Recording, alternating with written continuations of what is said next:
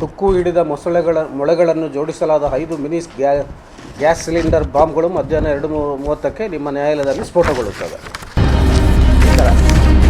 ಶಿವಮೊಗ್ಗ ನಗರದ ಜಿಲ್ಲಾ ಪ್ರಧಾನ ಮತ್ತು ಸತ್ರ ನ್ಯಾಯಾಲಯಕ್ಕೆ ಅಜ್ಮಲ್ ಕಸಬ್ ಎಂಬಾತನ ಇಮೇಲ್ ಮೂಲಕ ಬಾಂಬ್ ಬೆದರಿಕೆ ಬಂದ ಹಿನ್ನೆಲೆಯಲ್ಲಿ ಇಂದು ಬುಧವಾರ ನ್ಯಾಯಾಲಯದ ಆವರಣದಲ್ಲಿ ಮಧ್ಯಾಹ್ನ ಕೆಲಕಾಲ ಆತಂಕದ ವಾತಾವರಣ ಉಂಟಾಗಿತ್ತು.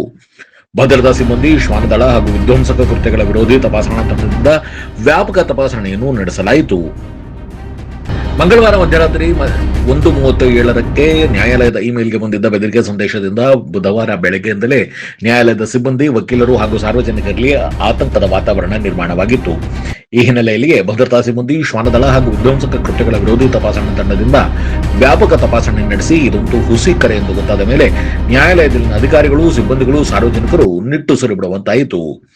ಇಮೇಲ್ ಮೂಲಕ ಬಂದಿದ್ದ ಬಾಂಬ್ ಸ್ಫೋಟದ ಬೆದರಿಕೆ ಕುರಿತು ಜಿಲ್ಲಾ ಪ್ರಧಾನ ಮತ್ತು ಸತ್ರ ನ್ಯಾಯಾಲಯದ ನ್ಯಾಯಾಧೀಶರಾದ ಮಂಜುನಾಥ್ ಜೈ ಅವರು ಮಾಧ್ಯಮಗಳಿಗೆ ಮಾಹಿತಿ ನೀಡಿ ಮಂಗಳವಾರ ತಡರಾತ್ರಿ 1:37 ಹೊತ್ತಿಗೆ ಜಿಲ್ಲಾ ಪ್ರಧಾನ ಮತ್ತು ಸತ್ರ ನ್ಯಾಯಾಲಯದ ಕಚೇರಿಯ ಅಧಿಕೃತ ಇಮೇಲ್ ವಿಳಾಸಕ್ಕೆ ಅಜ್ಮಲ್ ಕಸಬ್ ಎಂಬ ವ್ಯಕ್ತಿಯಿಂದ ಬಾಂಬ್ ಸ್ಫೋಟದ ಬೆದರಿಕೆ ಸಂದೇಶ ಬಂದಿದೆ.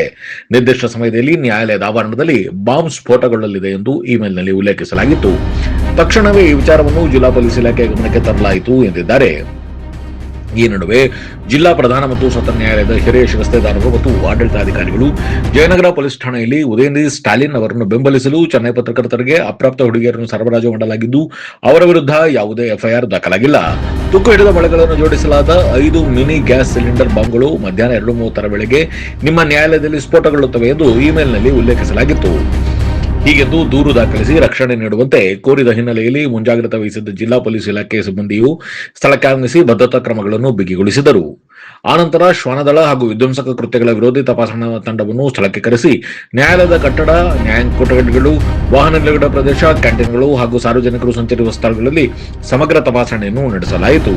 ತಪಾಸಣೆ ನಂತರ ಇಲ್ಲಿ ಯಾವುದೇ ಅನುಮಾನಾಸ್ಪದ ವಸ್ತು ಅಥವಾ ಸ್ಫೋಟಕ ಪತ್ತೆಯಾಗಲಿಲ್ಲ. ಹೀಗಾಗಿ ಇದೊಂದು ಹುಸಿ ಬಾಂಬ್ ಬೆದರಿಕೆ ಎನ್ನುವುದು ಗೊತ್ತಾಯಿತು. ಈ ವೇಳೆ ತಪಾಸಣೆ ನಂತರ ಜಿಲ್ಲಾ ಪೊಲೀಸ್ ವರಿಷ್ಠಾಧಿಕಾರಿ ನಿಖಿಲ್ ಅವರು ಸುದ್ದಿಗಾರರೊಂದಿಗೆ ಮಾತನಾಡಿ, ನ್ಯಾಯಾಲಯದ ಆಡಳಿತಾಧಿಕಾರಿಗಳು ದೂರು ನೀಡಿದ ತಕ್ಷಣವೇ ನಾವು ನಮ್ಮ ಸಿಬ್ಬಂದಿಯೊಂದಿಗೆ ನ್ಯಾಯಾಲಯಕ್ಕೆ ಬಿಗಿ ಭದ್ರತೆಯನ್ನು ನೀಡಿದ್ದೇವೆ. ಆ ನಂತರ ಶ್ವಾನದಳ ಹಾಗೂ ವಿಧ್ವಂಸಕ ಕೃತ್ಯಗಳ ವಿರೋಧಿ ತಪಾಸಣಾ ತಂಡವನ್ನು ಸ್ಥಳಕ್ಕೆ ಕರೆಸಿ ನ್ಯಾಯಾಲಯದ ಹೊರಗೆ ಎಲ್ಲಾ ಕೊಠಡಿಗಳನ್ನು ತಪಾಸಣೆಗೆ ಒಳಪಡಿಸಲಾಯಿತು. ಯಾವುದೇ ರೀತಿಯ ಸ್ಫೋಟಕಗಳು ಎಲ್ಲಿಯೂ ಸಿಕ್ಕಿಲ್ಲ. ಆದರೂ ಈಗ ನ್ಯಾಯಾಲಯಕ್ಕೆ ಭದ್ರತೆಯನ್ನು ಒದಗಿಸಲಾಗಿದೆ. ಸಂಜೆಯವರೆಗೂ ಹೆಚ್ಚಿನ ಸಿಬ್ಬಂದಿ ಇಲ್ಲಿರಲಿದ್ದಾರೆ ಎಂದಿದ್ದಾರೆ.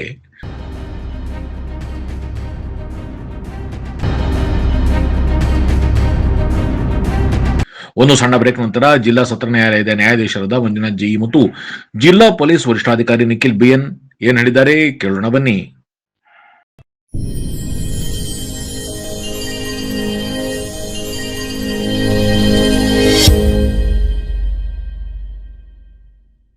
ದಿ ಒರಿಜಿನಲ್ ಆಭರಣ ಉಡುಪಿ ಪ್ರಸ್ತುತಪಡಿಸುವ ಅವಿನಾಭಾವ ಡೈಮಂಡ್ ಅಂಡ್ ಗೋಲ್ಡ್ ಕಲೆಕ್ಷನ್ಸ್. ಅವಿನಾಭಾವ ಚಿನ್ನ ಹಾಗೂ ವಜ್ರದ ಎಲ್ಲ ಆಭರಣಗಳಿಗೆ 0% ಮೇಕಿಂಗ್ ಚಾರ್ಜಸ್ ಇದೆ. ಜೂನ್ 24ರಿಂದ 26ರವರೆಗೆ ಮಾತ್ರ. ಸಂಪರ್ಕಿಸಿ ದಿ ಒರಿಜಿನಲ್ ಆಭರಣ, ಕುವೆಂಪು ರಸ್ತೆ, ಜೈಲ್ ಸರ್ಕಲ್ ಹತ್ತಿರ, ಶಿವಮೊಗ್ಗ. ಈ ಸುವರ್ಣಾವಕಾಶವನ್ನ ನಿಮ್ಮದಾಗಿಸಿ. ಕೇವಲ 3 ದಿನಗಳವರೆಗೆ ಮಾತ್ರ ಲಭ್ಯ.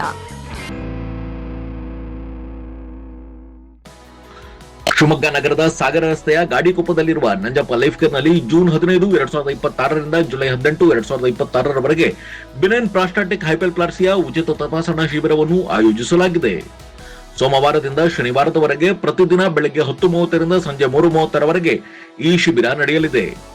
60 ವರ್ಷ ಮೇಲ್ಪಟ್ಟ ಹಿರಿಯರಲ್ಲಿ ಹೆಚ್ಚಾಗಿ ಕಂಡುಬರುವ ಪ್ರಾಸ್ಟೇಟ್ ಗ್ರಂಥಿ ಹಿಗ್ಗುವಿಕೆ ಸಮಸ್ಯೆಗೆ ಪ್ರಖ್ಯಾತ interventional radiologist doctor Nishita SH ಅವರು ಈ ಶಿಬಿರದಲ್ಲಿ ಉಚಿತ ಸಮಾಲೋಚನೆಯನ್ನು ನಡೆಸಲಿದ್ದಾರೆ. ಪದೇ ಪದೇ ಮೂತ್ರ ವಿಸರ್ಜನೆ, ಮೂತ್ರದ ವೇಳೆ ಉರಿ, ಮೂತ್ರದಲ್ಲಿ ರಕ್ತ ಹಾಗೂ ಕೆಳ ಹೊಟ್ಟೆ ನೋವಿನಂತಹ ಲಕ್ಷಣಗಳಿರುವವರು ಈ ಶಿಬಿರದ ಸದುಪಯೋಗವನ್ನು ಪಡೆದುಕೊಳ್ಳಬಹುದು. ಹೆಚ್ಚಿನ ಮಾಹಿತಿ ಹಾಗೂ ಅಪಾಯಿಂಟ್ಮೆಂಟ್ಗಾಗಿ ಸಂಪರ್ಕಿಸಿ Nanjappa life care, Gadikoppa, Shivamogga. Mobile ಸಂಖ್ಯೆ 8050616525.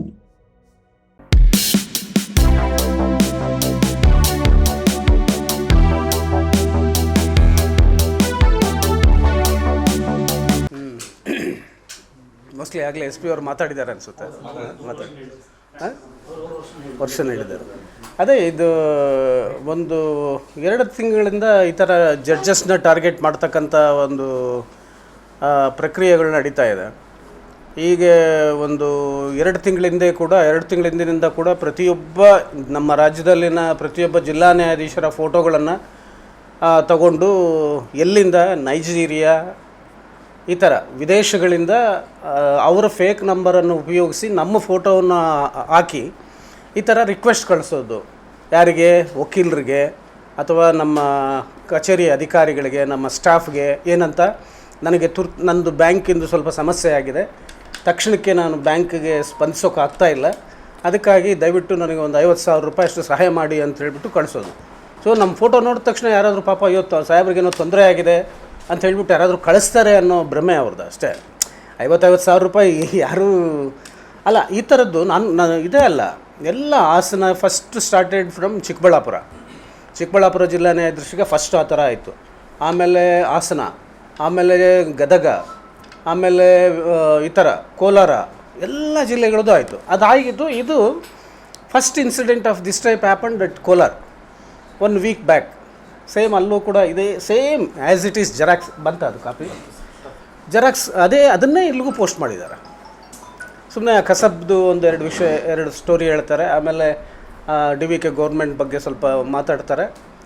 ಈ ಥರ ಅವರು ಇದು ಉದ್ದೇಶ ಏನು, ಅದು ಏನು ಸ್ಪಷ್ಟತೆ ಏನು ಕಾಣ್ತಾ ಇಲ್ಲ ಅವ್ರಿಗೆ. ಅಂದರೆ ಅವ್ರದ್ದು ಯಾವುದೋ ಒಂದು ಪ್ರಕರಣದಲ್ಲಿ, ಪೊಲೀಸ್ ಪ್ರಕರಣದಲ್ಲಿ ಒಂದು ಮರ್ಡರ್ ಆಯ್ತಲ್ಲ, ಪೊಲೀಸ್ ಸ್ಟೇಷನಲ್ಲೇ ಕೆಲವು ಅದಾಗಿತ್ತು, ಅದ್ರ ಬಗ್ಗೆ ಏನೋ ಅದನ್ನೆಲ್ಲ ಪ್ರಸ್ತಾಪ ಮಾಡಿ ಒಂದು ಈ ಥರ ತಮಿಳ್ನಾಡಲ್ಲಿ ಆಗಿರ್ತಕ್ಕಂಥ ಇನ್ಸಿಡೆಂಟ್ ಬಗ್ಗೆ ಈ ಥರ ಅವ್ರ ಮೇಲೆ ಕ್ರಮ ತಗೋಬೇಕು ಹಾಗೆ ಹೀಗೆ ಅಂತ ಹೇಳ್ಬಿಟ್ಟು ಈ ಥರ ಎಲ್ಲ ಬಂದಿದೆ.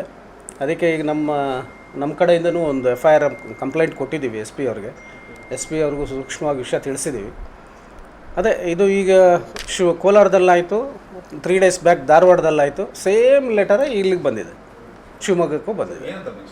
ಅದು ಕೊಡ್ತೀನಿ, ನಿಮ್ಮ ಕಾಪಿನೇ ಕೊಟ್ಬಿಡ್ತೀನಿ. ಇಷ್ಟೇ, ಆ ಕಸಬ್ ವಿಚಾರಣೆಯನ್ನು ಅಷ್ಟೆಲ್ಲ ಮಾಡಿದ್ರಿ. ಆದರೆ ಕೆಲವು ವ್ಯಕ್ತಿಗಳನ್ನ ತಮಿಳ್ನಾಡು ಪೊಲೀಸ್ ಠಾಣೆಯಲ್ಲಿ ಯಾವುದೇ ವಿಚಾರಣೆ ಇಲ್ಲದೆ, ಸಾಕ್ಷಿ ವಿಚಾರಣೆ ಇಲ್ಲದೆ, ಕೇಸ್ ಹಾಕದೆ ಸಾಯಿಸ್ಬಿಟ್ರಿ. ಇಷ್ಟೇ ತಾನೆ. ಅದನ್ನು ಹೇಳಿದೆ ನಾನು SP ಅವ್ರಿಗೆ, ನೋಡಿ ಈ ಥರ ಏನೋ ಅಂದರೆ ಪರ್ಟಿಕ್ಯುಲರ್ಲಿ ಒಂದು 2 ಮಂತ್ಸಿಂದ ದೇ ಆರ್ ಟಾರ್ಗೆಟಿಂಗ್ ಈ ಥರ ಫೇಕ್.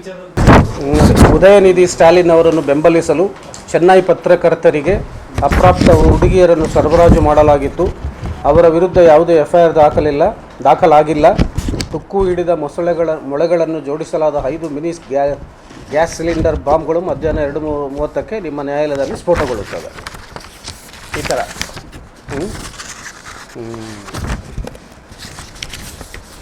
ಅಷ್ಟೇ. ನಮಗೆ ಕೋರ್ಟ್ಗೆ ಬಂದಿದೆ. ನಮ್ಮ ಶಿವಮೊಗ್ಗ ಜಿಲ್ಲಾ ಕೋರ್ಟ್ ಕಾಂಪ್ಲೆಕ್ಸ್ ಆವರಣಕ್ಕೆ ಮಾನ್ಯ ಪ್ರಧಾನ DJ ಸಾಹೇಬ್ರ ಒಂದು ಇಮೇಲ್ IDಗೆ ಈ ಒಂದು ಆವರಣವನ್ನು ನಾವು ಬಾಂಬ್ ಮುಖಾಂತರ ಉಡಾಯಿಸ್ತೀವಿ ಅಂತ ಒಂದು ಮೇಲ್ ಬಂದಿದೆ. ಈ ಮೇಲು ನಿನ್ನೆ ರಾತ್ರಿ ಅಂದರೆ ಇವತ್ತು ಬೆಳಗಿನ ಜಾವ 1:37ಕ್ಕೆ ಬಂದು ಇಲ್ಲಿ ಡೆಲಿವರ್ ಆಗಿದೆ. ಇದನ್ನು ನಾವು ತಿಳಿದ ತಕ್ಷಣ ಇಮಿಡಿಯೇಟಾಗಿ ನಮ್ಮ ASC ಟೀಮು ಮತ್ತು ನಮ್ಮ ಎಲ್ಲ ಆಫೀಸರ್ಸು ಸಿಬ್ಬಂದಿಯನ್ನು ಇಲ್ಲಿ ಕಳಿಸ್ಕೊಟ್ಬಿಟ್ಟು DFMD ಮತ್ತು HHMD ಎರಡನ್ನೂ ಇನ್ಸ್ಟಾಲ್ ಮಾಡಿಸಿ ನಮ್ಮ ಡಾಗ್ ಸ್ಕ್ವಾಡನ್ನು ಕರೆಸಿ ಪ್ರತಿಯೊಂದು ರೂಮನ್ನು ಇಲ್ಲಿ ನಾವು ಚೆಕ್ ಮಾಡ್ಕೊಂಡು ಹೋಗ್ತಾ ಇದ್ದೀವಿ. ಇಲ್ಲಿ ತನಕ ನಮಗೆ ಯಾವುದೇ ರೀತಿಯ ಒಂದು ಅನುಮಾನಾಸ್ಪದವಾದ ವಸ್ತು ಸಿಕ್ಕಿಲ್ಲ, ಎಲ್ಲವೂ ನಾರ್ಮಲ್ ಆಗೇ ಇದೆ. ಈ ನಿಟ್ಟಿನಲ್ಲೇ ನಾವು ನಮ್ಮ ಜಯನಗರ ಠಾಣೆಯಲ್ಲಿ ಒಂದು ಪ್ರಕರಣವನ್ನು ದಾಖಲು ಮಾಡ್ಕೊಂಡಿದ್ದೀವಿ. ಇದು ಒಂದು ಹುಸಿ ಬಾಂಬ್ ಪ್ರಕರಣವಾಗಿದ್ದು ಇದರಲ್ಲಿ ಯಾರು ಬಂದಿದ್ದಾರೆ, ಏನಕ್ಕೆ ಕಳಿಸ್ಕೊಟ್ಟಿದ್ದಾರೆ, ಇದರ ಬಗ್ಗೆ ನಮ್ಮ ತನಿಖೆಯಲ್ಲಿ ನಾವು ಹೆಚ್ಚಿನ ವಿಚಾರವನ್ನು ಕಂಡ್ಕೊತೀವಿ. ನಾವು ಪ್ರೈಮ ಫೇಸಿಯಲ್ಲಿ ನಾವು ಇದು ಉದಯನಿಧಿ ಸ್ಟಾಲಿನ್ ಅವ್ರದ್ದು ಯಾವುದೋ ಒಂದು ಕೇಸ್ ರಿಲೇಟೆಡ್ ಅಂತ ಹೇಳಿ ಮೆನ್ಷನ್ ಮಾಡಿ ಈ ಹುಸಿ ಬಾಂಬ್ ಒಂದು ಸಂದೇಶವನ್ನು ಅವರು ರವಾನೆ ಮಾಡಿದ್ದಾರೆ. ಆ್ಯಸ್ ಆಫ್ ನೌ ನಮಗೆ ಆ ಥರ ಏನು ಕಂಡು ಬಂದಿಲ್ಲ. ಆದರೂ ಕೂಡ ನಾವು ನಮ್ಮ ಎಲ್ಲ ಸಿಬ್ಬಂದಿ ಮತ್ತು ನಮ್ಮ ಆ್ಯಂಟಿ ಸಾಬೋಟ್ಯಾಜ್ ಚೆಕ್ ಟೀಮು, ನಮ್ಮ ಬಾಂಬ್ ಸ್ಕ್ವಾಡ್ ಟೀಮು ಮತ್ತು ನಮ್ಮ ಡಾಗ್ ಸ್ಕ್ವಾಡ್ ಟೀಮ್ ಎಲ್ಲವನ್ನು ನಾವು ಇಲ್ಲೇ ನೆರೆತಿದ್ದೀವಿ. ಪ್ರತಿಯೊಂದು ಕೊಠಡಿಯನ್ನು ಕೂಲಂಕುಷವಾಗಿ ಪರಿಶೀಲನೆಯನ್ನು ಮಾಡ್ತಾ ಇದ್ದೀವಿ. ಇಲ್ಲಿ ತನಕ ನಮಗೆ ಇದು ಹುಸಿ ಪ್ರಕರಣ ಅಂತಲೇ ನಮಗೆ ಪ್ರಾಥಮಿಕವಾಗಿ ಕಂಡು ಬಂದಿದೆ.